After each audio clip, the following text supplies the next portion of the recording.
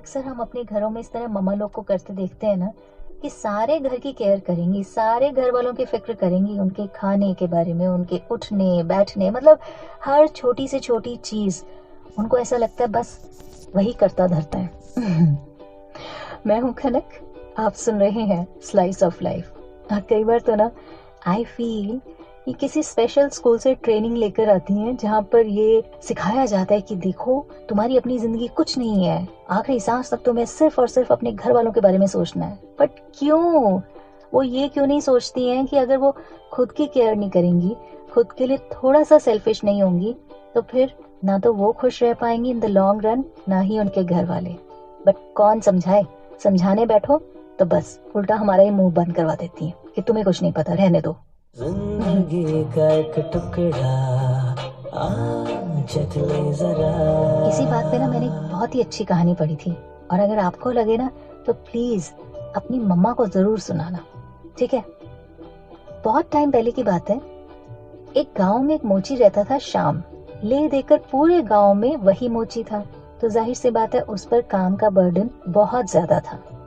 लोगों के दिन भर फटे पुराने जूतों को वो रिपेयर करता रहता था। दूर दूर से लोग आते थे उसके पास अपने फटे पुराने जूतों को रिपेयर करवाने। इमेजिन, सारा दिन दूसरों के फटे पुराने जूते रिपेयर करता था, लेकिन खुद के जूते चप्पल ठीक करने का उसको वक्त ही नहीं मिलता था। लोग कहते थे, याद करवाते थे उसे, अरे अपने जूते भी तो ठीक कर लो, पर हर बार वो यही कहकर टाल देता था कि पहले ग्राहकों के जूते तो बना लूं, फिर अपने भी बना लूंगा। करते करते शाम के जूते इतने खराब हो गए कि अब उसके पैरों को तकलीफ देने लगे थे। ध्यान न देने के कारण उसके पैरों में जख्म हो गए, और वो जख्म इतना ज्यादा बढ़ गए थे कि डॉक्टर्स के पास और कोई ऑप्शन नहीं था, उन्हें शाम का एक पैर घुटने के नीचे से काटना पड़ा। अपने साथ हुई इस घटना के कारण शाम को इतना ज्यादा शॉक लगा कि उसके बाद वो फिर कभी काम पर लौट ही नहीं पाया, और आगे उसकी वजह से पूरा गांव ही फटे पुराने जूते चप्पल पहनने को मजबूर था। ये सुनने के बाद ऐसा लगता है ना कि हमारे आसपास कई ढेर सारे शाम हैं जो कि अपना ध्यान रखते नहीं है। लोग उन्हें कहते रहते हैं, लेकिन फिर भी वो सुनने को राजी नहीं। मुझे तो ऐसा लगता है कि इस तरह के लोगों को ना जबरदस्ती डांट कर अपनी केयर करनी सिखानी चाहिए। अगर वाकई आप उनसे बहुत प्यार करते हैं तो। जिंदगी का एक टुकड़ा जरा। मुझे याद नहीं आ रहा कि मैंने कहाँ पढ़ा था, लेकिन हाँ, पढ़ने के बाद मुझे गुस्सा भी आया, लेकिन साथ में हंसी भी आई। यही कि when you drive in India you get चक दे फीलिंग। इसने लेफ्ट इंडिकेटर चालू किया है, ये लेफ्ट मुड़ेगी, पर नहीं, इसका फेस राइट की तरफ है, ये राइट मुड़ेगी। या खुदा, ये तो बीच रास्ते में लिपस्टिक लगाने के लिए गाड़ी रोकेगी। अब बताओ, ये भी कोई बात हुई? वेल, मैं हूँ आपके साथ खनक, आप सुन रहे हैं स्लाइस ऑफ लाइफ। कभी हुआ है आपके साथ ऐसा, एग्जैक्ट ऐसा कुछ?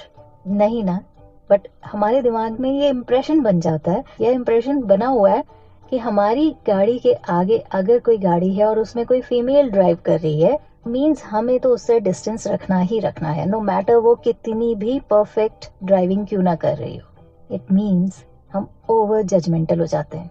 एग्जैक्टली, है ना? अब चलिए, गाड़ी वगैरह के मामले में तो चलो चल भी जाता है, लेकिन जब हम कभी रिलेशनशिप्स में, कभी फ्रेंडशिप में इस तरह ओवर जजमेंटल हो जाते हैं ना, just by watching other persons frequent change in DPs या फिर आए दिन के स्टेटस अपडेट्स, हम सोच लेते हैं अपने दिमाग में कि फला इंसान तो ऐसा ही है। और ये तो वक्त बीत जाने के बाद हमें पता लगता है, मतलब जब वो इंसान हमारी पहुंच से बहुत दूर चला जाता है, देन वी रियलाइज कि ना, एक छोटे से डाउट के कारण मैंने उसे अपनी जिंदगी से इतना दूर कर दिया। तो इन केस अगर कुछ ऐसी सिचुएशन से आप गुजर रहे हो, तो प्लीज मेरे ख्याल से हर रिश्ते को थोड़ा सा वक्त देना तो बनता है ना? जिंदगी का एक टुकड़ा जरा। कुछ एक सवालों के जवाब हमें वक्त रहते पता लगते हैं ना। आई मीन, इंस्टेंट जवाब नहीं मिलता तब। अब जैसे जब छोटे थे तो बड़े बुजुर्गों से इस तरह की बातें, स्पेशली मम्मा पापा तो हमेशा ही कहते थे, बेटा ये टाइम ना फिर नहीं आएगा, जितना हो सकता है एंजॉय करो। लेकिन तब तो जब बचपन था हमारा, तो जवानी एक ड्रीम था। और जब जवान हुए तो बचपन के बारे में बातें करते नहीं थकते कि एक वो जमाना था, एक वो टाइम था। इमेजिन, याद करिए, जब घर में रहते थे तो फ्रीडम अच्छी लगती थी, और आज जब फ्रीडम है हमारे पास, फिर भी घर जाने की जल्दी रहती है। कभी होटल में जाना, पिज्ज़ा, बर्गर, फ्रेंड्स के साथ खाना खाना बहुत अच्छा लगता था, और आज घर पर आना और मम्मा के हाथ का खाना खाना बहुत पसंद आता है। स्कूल में जिनके साथ झगड़ते थे, लड़ते थे, आज उनको ही हम इंटरनेट पर खोजते हैं। खुशी किसमें होती है ये अब पता चला है। बचपन क्या है इसका एहसास सीरियसली अब हुआ है।